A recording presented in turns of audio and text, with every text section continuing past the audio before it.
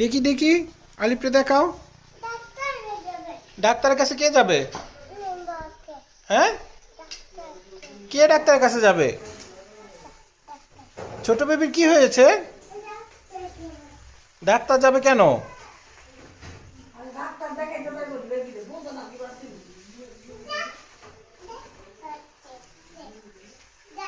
তুমি চশমাটা পরো তো, তারপর ডাক্তারের কাছে নিয়ে যাও। তোমার বেবি জ্বর আসছে? ওষুধ আনছো? হ্যাঁ পাপা, এ বেবিটার নাম কি? মারিয়ম। বেবি, বেবির চশমা পরে ডাক্তার কাছে নিতে হবে। আচ্ছা, কোন ডাক্তারের কাছে নিবা?